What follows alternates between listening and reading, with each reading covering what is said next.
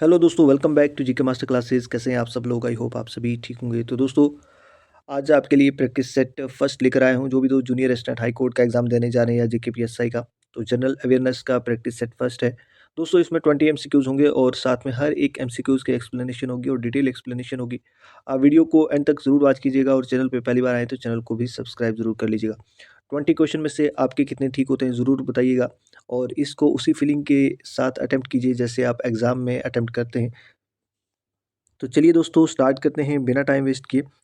Video को and तक ज़रूर वॉच कीजिएगा और अगर आप जूनियर असिस्टेंट हाई कोर्ट का एग्ज़ाम देने जा रहे हैं तो रिवीजन नोट्स अगर आपको चाहिए, जिसमें आपको one liner question, MCQs, PYQs और पेपर दोस्तों मिलने वाले हैं। करंट अफेयर भी साथ में आपको मिल जाएगा यहाँ पे। सिर्फ दोस्तों 99 में है, रिवीजन नोट्स हैं और इनको आप लीजिए, प्रैक्टिस करिए। एमसीक्यूज़ हैं और वन लाइनर क्वेश्चन आपको यहाँ पे मिल जाएंगे। ठीक है, ये कॉन्टैक्ट नंबर है दोस्तों, इस पर कॉन्टैक्ट कर सकते हैं। चलिए स्टार्ट करते हैं। क्वेश्चन नंबर फर्स्ट है दोस्तों, which constitutional amendment made the right to education a fundamental right in India? बताएं दोस्तों, इसका राइट आंसर क्या होगा? कौन से अमेंडमेंट ने दोस्तों राइट टू एजुकेशन को फंडामेंटल राइट बनाया है?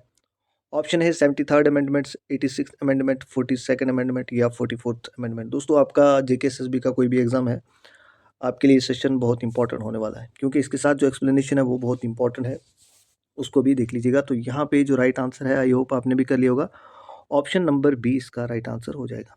तो चलते हैं नेक्स्ट क्वेश्चन पे। यहाँ पे एक्सप्लेनेशन रखिए दोस्तों, जो इंपॉर्टेंट अमेंडमेंट है। फर्स्ट अमेंडमेंट अगर आपको पूछा जाए, ईयर याद रखना 1951 है। क्या चीज़ इसमें ऐड हुई थी दोस्तों? 9th शेड्यूल, जिसमें कहा गया था कि हम प्रोटेक्ट करेंगे लैंड रिफॉर्म को और जितने भी और other laws from judicial reviews. और इसमें दोस्तों रिस्ट्रिक्ट किया था freedom of speech and expression. ठीक है, ये भी याद रखिएगा, इंपॉर्टेंट पॉइंट है। ठीक है, और राइट टू प्रॉपर्टी को मॉडिफाई किया था ये फर्स्ट अमेंडमेंट में। उसके बाद 7th अमेंडमेंट जो इंपॉर्टेंट है, 1956 ईयर, इसका याद रखिएगा।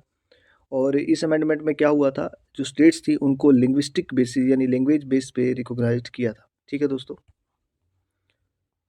उसके बाद दोस्तों 12th अमेंडमेंट है 1962 में, इसमें गोवा, दमन एंड दीव को इनकॉर्पोरेट किया था दोस्तों इनटू यूनियन टेरिटरी में और इनको लिबरेशन मिली थी पुर्तगीज रूल से। तो ये भी याद रखिएगा, इंपॉर्टेंट है।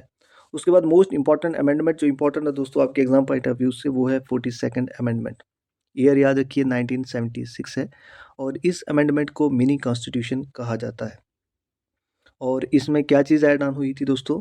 इसमें डायरेक्टिव प्रिंसिपल को स्ट्रेंथन किया गया था और जो वर्ड सोशलिस्ट, सेकुलर और इंटीग्रिटी है, ये वर्ड जो है वो प्रिम्बल में ऐड ऑन हुए थे और यहाँ पे फंडामेंटल ड्यूटीज़ को भी मैंडेटरी कर दिया गया था। उसके बाद जो इंपॉर्टेंट अमेंडमेंट है दोस्तों, वो है 44th अमेंडमेंट। ईयर याद रखिएगा 1978। इसमें दोस्तों राइट टू प्रॉपर्टी को रिस्टोर किया था as a legal right, article 300A में। उसके बाद दोस्तों जो इंपॉर्टेंट है वो है 73rd अमेंडमेंट और 52nd अमेंडमेंट में याद रखिएगा एंटी डिफेक्शन लॉ इंट्रोड्यूस किया था और 73rd अमेंडमेंट में पंचायती राज जो है वो इंट्रोड्यूस हुआ था, जो 11th शेड्यूल में रखा गया और 29 सब्जेक्ट्स के साथ। ठीक है, 74th अमेंडमेंट ये भी इंपॉर्टेंट है, 1992 में ये हुआ था और इसमें म्यूनसिपलिटी, जिसे अर्बन लोकल बॉडीज़ कहते हैं, उस चीज़ को ऐड ऑन किया था। बाकी 86th अमेंडमेंट है, ये इंपॉर्टेंट अमेंडमेंट थी दोस्तों। अब क्वेश्चन नंबर 2 पे चलते हैं। इसी तरह से डिटेल एक्सप्लेनेशन होगी, आराम से देखिएगा, ये मैराथन सेशन रहने वाला है। तो 20 एमसीक्यूज़ के साथ साथ आप बहुत सारी चीज़ें जो हैं वो न्यू यहाँ पे सीखने वाले हैं। क्वेश्चन नंबर 2 है, who was the first Indian to win the Bharat Ratna mostly? ठीक है दोस्तों, यानी डेथ के बाद किसको भारत रत्ना अवार्ड मिला गया है? डॉक्टर भीमराव अंबेडकर, लाल बहादुर शास्त्री, सरदार पटेल या सीवी रमन? बताएं बताएं दोस्तों, इसका राइट आंसर। आई होप आपने भी कर लिया होगा। इसका जो राइट आंसर है दैट इज़ लाल बहादुर शास्त्री, जो हमारे प्राइम मिनिस्टर भी रहे। इनको इनकी डेथ के बाद दोस्तों ये अवार्ड मिला है। याद रखिए, in December 2011 the rules were amended to any field of human endeavour. जो भी काम किया है दोस्तों किसी भी इंसान ने, द 1954 जो स्टैच्यूज़ हैं डिड नॉट एलो, क्योंकि यहाँ पे एलो नहीं किया गया था कि जो भी जिनकी डेथ होती है उनको अवार्ड मिले। बट इसके बाद इसमें मॉडिफिकेशन आई इस्लाम में 1966 में और लाल बहादुर शास्त्री को दोस्तों ये पहला जो है अवार्ड मिला था। ठीक है, ये भी याद रखिए। नेक्स्ट है क्वेश्चन नंबर 3 है, कौन से ईयर में जो आपका गुड्स एंड सर्विसेज टैक्स है जिसे जीएसटी कहते हैं, वो इम्प्लीमेंट हुआ था इंडिया में। ईयर बताना है आपको, अगर आपको एग्जैक्ट याद है तो डेट भी बता दीजिएगा। ये क्वेश्चन जेकेएसएसबी ने पूछा हुआ है दोस्तों, तो ये है ईयर 2017 है, 1 जुलाई, ठीक है, 2017। यहाँ पे लिखा है दोस्तों एक्सप्लेनेशन में, 1 जुलाई 2017 को जीएसटी लॉ जो है वो इम्प्लीमेंट हुआ था और इसने बहुत सारे जो इनडायरेक्टली टैक्स थे दोस्तों, उनकी जगह ये जीएसटी जो लाया गया था। और इस गुड्स एंड सर्विसेज टैक्स को डिफरेंट टैक्स स्लैब में रखा गया, जिसमें 5% है, 12% है, 18% है और 28% है दोस्तों। तो ये याद रखिए, इंपॉर्टेंट है। क्वेश्चन नंबर 4 है दोस्तों, who is the only Indian chief justice to serve as the acting president of India? कौन थे ऐसे चीफ जस्टिस जो प्रेसिडेंट भी रहे हैं? रंजन गोगोई, मोहम्मद हदायतुल्ला, पी सथाशिवम या दीपक मिश्रा? बता दीजिए राइट आंसर क्या होगा इसका। तो यहाँ पे जो राइट आंसर है ऑप्शन नंबर 20 का राइट आंसर हो जाएगा, ठीक है दोस्तों। मोहम्मद हदायतुल्ला जो हैं वो जो थे वो 11th chief justice of India थे, ठीक है। और ये जो है प्रेसिडेंट कब रहे? 20 जुलाई 1969 में, और यहाँ से लेकर 24 अगस्त 1969 को, ठीक है दोस्तों, ये भी याद रखिएगा, इंपॉर्टेंट है, करंट अफेयर के रिलेटेड है। Which cyclone affected Bangladesh and West Bengal in 2023 and 4? कौन से साइक्लोन ने बांग्लादेश को और वेस्ट बंगाल को अफेक्ट किया है? बताएं इसका राइट आंसर इस क्वेश्चन का। तो ये है, कौन सा है दोस्तों? दैट इज़, ये हमने अच्छे से पढ़ा है डिटेल वीडियो, अगर आपने नहीं देखी है तो प्लेलिस्ट में एक बार ज़रूर जाके देखिएगा। इसका जो राइट आंसर है दैट इज़ हेमोन, ठीक है। यहाँ पे और भी कुछ इंपॉर्टेंट साइक्लोन है, देख लीजिएगा एक नज़र, क्विक यहाँ पे रिवीजन कर लेते हैं। जो मिथाली दोस्तों साइक्लोन है, इसने अफेक्ट किया है बांग्लादेश कोस्ट को, और नेमिंग कंट्री जो है वो मालदीव्स है जिसने इसको नाम दिया है। अल्वेरो साइक्लोन जो है इसने मेडागास्कर कोस्ट को अफेक्ट किया है, और नेम जो इसको मिला है वो मोज़ाम्बिक की कंट्री से मिला है। उसके बाद दोस्तों गैमन साइक्लोन है, ये अफेक्ट किया, इसने भी मेडागास्कर रीजन को अफेक्ट किया है। नेक्स्ट चलते हैं, पहले साइंटिस्ट आपको बताने हैं जिनको नोबेल प्राइज़ जो है वो फिज़िक्स में मिला है। होमी भाभा है, विक्रम साराभाई हैं, सीवी रमन हैं या एस चंद्रशेखर हैं दोस्तों। तो फिज़िक्स में जिसको मिला है बहुत ईजी है, लेकिन जो एक्सप्लेनेशन है वो आपके लिए इंपॉर्टेंट है। डॉक्टर सीवी रमन को पहले साइंटिस्ट है जिनको फिज़िक्स में मिला है। थोड़ी सी 2024 की लिस्ट देख लेते हैं किस फील्ड में मिला है नोबेल प्राइज़ दोस्तों। यहाँ पे देख लीजिएगा, मेडिसिन में किसको मिला है? विक्टर एम्ब्रोस और गैरी रुकुन को। और किसके लिए मिला है? इन्होंने डिस्कवरी की थी किसकी? माइक्रो आरएनए की। तो ये भी याद रखिएगा। फिजिक्स में किसको मिला है? ये 2024 की दोस्तों हम बात कर रहे हैं, जो इंपॉर्टेंट है, एग्जाम में पूछा जा सकता है। फिजिक्स में मिला है दोस्तों जॉन हॉपफील्ड को और जॉफ्री हिंटन को। क्या किया था इन्होंने दोस्तों? आपके सामने है, ठीक है। केमिस्ट्री में डेविड बेकर को, डेमिस हैसबीज को और जॉन एम जब्बर को, ठीक है। इन्होंने प्रोटीन स्ट्रक्चर प्रिडिक्शन की थी दोस्तों, ये भी याद रखिएगा। लिटरेचर में पूछा गया था एग्जाम में, हैंग कैंग जो है इनको लिटरेचर में मिला है, ठीक है। किस काम के लिए मिला है? यहाँ पे लिखा हुआ है। पीस में किसको मिला? निहोन हिंडन क्यो को पीस में नोबेल प्राइज़ मिला है। उसके बाद चलते हैं, इकोनॉमिक्स में किसको मिला है दोस्तों? ये भी याद रखिएगा, डैरोन एकी मोगली है, और उसके साथ साइमन जॉनसन है और जेम्स ए रॉबिन्सन है, इनको इकोनॉमिक्स में मिला है, ठीक है दोस्तों। चलें नेक्स्ट क्वेश्चन पे। क्वेश्चन नंबर 7 है, which Indian state was formed first on a linguistic base? यानी लैंग्वेज बेस पे सबसे पहली स्टेट कौन सी बनी थी? गुजरात है, महाराष्ट्र है, आंध्र प्रदेश है या तमिलनाडु है? बताइए इसका राइट आंसर। तो ये है आंध्र प्रदेश, ठीक है दोस्तों, जो लैंग्वेज के बेस पे बनी थी। और आपने कमेंट करके बताना है कौन से ईयर में ये बनी थी, ठीक है। करंट अफेयर से क्वेश्चन है दोस्तों, what is the Indian rank in the global innovation index 2024 में? ग्लोबल इनोवेशन इंडेक्स में इंडिया का रैंक क्या है? 25 है, 35 है, 39 है या 50 है? तो कितना रैंक है इंडिया का? यहाँ पे जो राइट आंसर होगा दैट इज़ 39, ठीक है। Recently India secure 39th position among 133 global economies, ठीक है। What is India's position in terms of largest economics in the world. Nominal GDP में अगर हम देखें तो इंडिया की इकॉनमी जो है किस रैंक पे है 2024 में या 25 में भी हम कह लें, सेम रैंकिंग है, थर्ड, फिफ्थ, सेवन्थ या नाइन्थ। तो जो इंडिया की पोजीशन है दोस्तों वो फिफ्थ है। ठीक है, ऑप्शन नंबर 20 का राइट आंसर हो जाएगा। अगर पूछा जाए पहले पे कौन है तो कौन है फर्स्ट पे? United state of America, USA. ठीक है, ये भी याद रखिएगा। नेक्स्ट क्वेश्चन है, who was the first women governor of Indian state? पहली वुमेन गवर्नर इंडियन स्टेट की कौन सी है? इंदिरा गांधी, सरोजनी नायडू, विजय लक्ष्मी पंडित या सुचेता कृपलानी? ये क्वेश्चन जेकेएसएसबी ने पूछा हुआ है, दैट इज सरोजनी नायडू। ठीक है दोस्तों,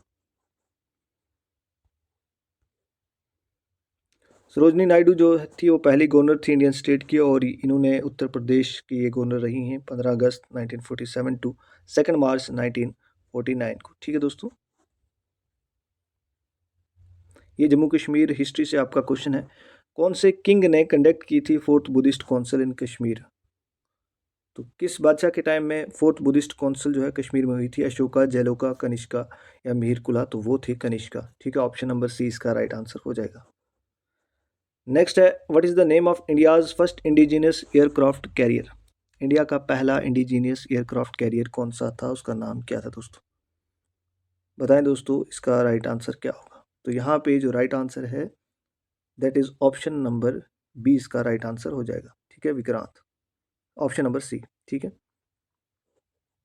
नेक्स्ट है, which Indian state has the highest installed capacity of renewable energy? कौन सी इंडियन स्टेट की हाई जिसमें हाईएस्ट जो कैपेसिटी है रिन्यूएबल एनर्जी की? गुजरात है, तमिलनाडु है, महाराष्ट्र है या राजस्थान है? तो इसका आंसर आपने कमेंट करना है। ठीक है दोस्तों, और कमेंट ज़रूर कीजिए जो आपको होमवर्क मिलता है। नेक्स्ट है दोस्तों, कौन सा आर्टिकल जो है वो स्पेशल स्टेटस जम्मू कश्मीर को प्रोवाइड करता है, और उस आर्टिकल को रिवोक किया है, अब्रोगेट किया है कब? 2019 में। तो बहुत इजी क्वेश्चन है, लेकिन जो एक्सप्लेनेशन है नीचे वो आपके लिए इंपॉर्टेंट है, आर्टिकल 370 और 35A। ठीक है दोस्तों, यहाँ पे देखिए कुछ इंपॉर्टेंट आर्टिकल जितने भी हैं उनको हम डिस्कस करेंगे यहाँ पे, जो आपके एग्जाम पॉइंट ऑफ व्यू से काफ़ी इंपॉर्टेंट है और आपको एग्जाम में पूछे जा सकते हैं। आर्टिकल 32 किसके साथ डील करता है? ये फंडामेंटल राइट का ही एक राइट है, जिसे राइट टू कॉन्स्टिट्यूशनल रेमेडीज़ कहते हैं, और heart and soul of constitution भी इसी को कहते हैं। ठीक है, याद रखिए, पूछा जाता है। आर्टिकल 44 ये डायरेक्टिव प्रिंसिपल में आता है दोस्तों, uniform civil code. Article 51A fundamental duties के साथ डील करता है। आर्टिकल 72 प्रेसिडेंट की जो पावर है कि वो ग्रांट कर सकता है पैराडॉन। ठीक है, उसके बाद article 280 formation of finance commission की बात करता है। आर्टिकल 300A जो राइट टू प्रॉपर्टी है। ठीक है, आर्टिकल 324 दोस्तों ये पावर ऑफ इलेक्शन कमीशन यहाँ पे बताता है कि इलेक्शन कमीशन की क्या पावर्स हैं। आर्टिकल 343 हिंदी के लिए बताता है कि ऑफिशियल लैंग्वेज है इंडिया की। आर्टिकल 352 ये सारे आर्टिकल्स इंपॉर्टेंट है, आप कोई भी एग्ज़ाम दे रहे हैं तो आपके लिए बहुत इंपॉर्टेंट है, खासकर आपका जेकेएसएसबी का अगर एग्ज़ाम है या जेकेपीएससी एग्ज़ाम है तो आपके लिए बहुत इंपॉर्टेंट है। आर्टिकल 352 ये जो है नेशनल इमरजेंसी के बारे में बताता है। आर्टिकल 356 ये प्रेसिडेंट रूल के बारे में बताता है, अगर कोई भी स्टेट जो है वो फेलियर हो जाती है रूल करने में। आर्टिकल 360 फाइनेंशियल इमरजेंसी बताता है कि फाइनेंशियल इमरजेंसी कब लगती है, क्या प्रोसीजर उसका। आर्टिकल 368 ये अमेंडिंग कि हम संविधान को कैसे अमेंड कर सकते हैं, उसका प्रोसीजर के साथ डील करता है। आर्टिकल 370 स्पेशल स्टेटस की बात करता है। आर्टिकल 243G जो है ये पावर ऑफ पंचायत की बात करता है। ठीक है दोस्तों, तो ये थे इंपॉर्टेंट आर्टिकल सारे। ठीक है, चलते हैं दोस्तों नेक्स्ट क्वेश्चन पे। What is the name of India deep sea mission launch to explore ocean resources? क्या बिना ऑप्शन के इसका आंसर बता सकते हैं कि इंडिया का उस मिशन का नाम क्या था जो डीप सी मिशन लॉन्च किया था ताकि ओशन के जो रिसोर्सेज हैं उनको एक्सप्लोर किया जाए? तो यहाँ पे इसके ऑप्शन है, गगनयान है, समुद्रयान है, चंद्रयान है या निसार है? तो क्या मिशन है इसका? ये है समुद्रयान। ठीक है दोस्तों, मिशन समुद्रयान जो है राइट आंसर हो जाएगा। ये देखिए समुद्रयान मिशन दोस्तों ये लॉन्च किया था इंडिया ने, पहला मिशन जो है कि यहाँ पे मैन को डीप ओशन में जाना पड़ता था, और किस लिए? ताकि वहाँ पे मिनरल माइनिंग या और चीज़ों रिसोर्सेज के बारे में एक्सप्लोर किया जाए। क्वेश्चन नंबर 16 है, which Indian was the first to go into space? बहुत बेसिक क्वेश्चन है, ये कौन है जो पहली बार स्पेस में गए हैं? तो वो राकेश शर्मा, इंडियन पूछा गया था। गगनयान मिशन का दोस्तों क्या पर्पज़ था, मेन पर्पज़ क्या था बताएं? तो यहाँ पे गगनयान मिशन का जो मकसद था वो ह्यूमन को स्पेस फ्लाइट में दोस्तों लेना था। ठीक है, यहाँ पे देखिएगा एक्सप्लेनेशन है। किसने लॉन्च किया था? ये इसरो के द्वारा दोस्तों लॉन्च किया गया था और इसका मिशन ये था कि क्या इंसान जो है वो जा सकता है स्पेस में और उसको सेफली जो है वो वापस लाना था। ठीक है, ये मिशन था। चलते हैं नेक्स्ट क्वेश्चन पे दोस्तों। कौन सी सिटी को फाइनेंशियल कैपिटल ऑफ इंडिया कहा जाता है? यहाँ ऑप्शन में मैं और लिख देता हूँ, मुंबई, कोलकाता। बताइए दोस्तों क्या आंसर होगा? फाइनेंशियल कैपिटल किसको कहा जाता है इंडिया को? तो दैट इज मुंबई। ठीक है दोस्तों, बाकी सिटीज़ के नाम देख लीजिएगा, मोस्ट इंपॉर्टेंट आपके एग्जाम के लिए रहती हैं। सूरत सिटी तेलंगाना में है, इसको सिल्क सिटी इंडिया की कहा जाता है और डायमंड सिटी भी इसको कहते हैं, बहुत इंपॉर्टेंट है। जोधपुर ये राजस्थान में है, इसे ब्लू सिटी और सन सिटी भी कहते हैं। अकोला ये महाराष्ट्र में है, जिसे कॉटन सिटी ऑफ इंडिया भी कहते हैं। भगलपुर ये बिहार में है, इसे सिल्क सिटी कहते हैं। उसके बाद दोस्तों उदयपुर है, ये राजस्थान में है, इसे सिटी ऑफ लेक्स और वाइट सिटी भी कहा जाता है। अलापुजा ये केरला में है, इसे वेनाइसी ऑफ द ईस्ट कहा जाता है। ये सारे इंपॉर्टेंट है। डिब्रूगढ़ आसाम में है, इसे टी सिटी ऑफ इंडिया कहते हैं। अहमदाबाद गुजरात में है, जिसे मैनचेस्टर ऑफ इंडिया और बोस्टन ऑफ इंडिया भी कहते हैं। लखनऊ उत्तर प्रदेश में है, जिसे सिटी ऑफ नवाब भी कहते हैं। सारी इन्फॉर्मेशन इंपॉर्टेंट है। मुजफ्फरपुर बिहार में है और लैंड ऑफ लीची इसे कहा जाता है दोस्तों, और स्वीट सिटी भी इसी को कहते हैं। कानपुर उत्तर प्रदेश में है, जिसे लेदर सिटी कहा जाता है। मुंबई महाराष्ट्र में है, जिसे सिटी ऑफ 7 आइलैंड्स कहा जाता है। गेटवे ऑफ इंडिया कहा जाता है और फाइनेंशियल कैपिटल ऑफ इंडिया भी कहते हैं दोस्तों। आई होप दोस्तों आपको यहाँ से थोड़ा बहुत बेनिफिट हो रहा होगा। आपका कोई भी एग्जाम है दोस्तों, ये चीज़ें पूछी जाती हैं और बार बार पूछी गई हैं, इसलिए यहाँ पे एक्सप्लेनेशन रखी है। वीडियो लंबी हो सकती है बट रेलिवेंट इन्फॉर्मेशन है। Who was the first women chief minister of Indian state? पहली women chief minister Indian state की बता दीजिए आप। क्वेश्चन पूछा गया है और ये है सुचेता कृपलानी। ठीक है दोस्तों, आज के सेशन का लास्ट क्वेश्चन दोस्तों, कौन सी इंडियन ऑर्गेनाइजेशन है जो रिस्पॉन्सिबल है इलेक्शन कंडक्ट करवाने के लिए? तो बिना ऑप्शन के बता दीजिएगा। यहाँ है ऑप्शन, चलिए देखिए। इलेक्शन कौन करवाता है? तो ये तो बहुत बेसिक है, इलेक्शन कमीशन ऑफ इंडिया, लेकिन जो एक्सप्लेनेशन है वो आपके लिए इंपॉर्टेंट है। इलेक्शन कमीशन ऑफ इंडिया दोस्तों कब इस्टेब्लिश हुई? याद रखिएगा 25 जनवरी 1950 को, और 25 जनवरी को नेशनल वोटर डे मनाया जाता है, ये भी याद रखिएगा, पूछा जा सकता है एग्जाम में। कौन सा आर्टिकल डील करता है इसके साथ? 324 आर्टिकल जो है इंडियन कॉन्स्टिट्यूशन का डील करता है। कंपोजिशन क्या है इसमें? चीफ इलेक्शन कमिश्नर एक होता है और 2 इलेक्शन कमिश्नर होते हैं, और इनको अपॉइंट कौन करता है? प्रेसिडेंट ऑफ इंडिया इनको अपॉइंट करते हैं। ठीक है, टेन्योर कितने साल तक रह सकते हैं? 6 साल तक, या इनकी एज अगर 65 पहले हो जाती है, 6 साल होने से पहले ही, तो इनको रिटायर होना पड़ता है। इनको रिमूव दोस्तों इम्पीचमेंट के ज़रिए दोस्तों किया जाता है, और उसके बाद इनको प्रेसिडेंट की रिकमेंडेशन पे ही इनको दोस्तों रिमूव किया जा सकता है। ठीक है, किस चीज़ के इलेक्शन करवाती है election commission of India? Lok Sabha के, राज्यसभा के, स्टेट असेंबली के और प्रेसिडेंट के। ठीक है, याद रखिएगा पंचायत के इलेक्शन कमीशन ऑफ इंडिया नहीं कराती है, वो स्टेट इलेक्शन कमीशन, तो ये एक फ़र्क याद रखिएगा। बाकी दोस्तों इलेक्शन सिंबल वगैरह, ठीक है, स्टेट पार्टी के, नेशनल पार्टी के, यही जो है वो अलॉट करती है। तो दोस्तों ये था आज का सेशन, आई होप आपको पसंद आया होगा।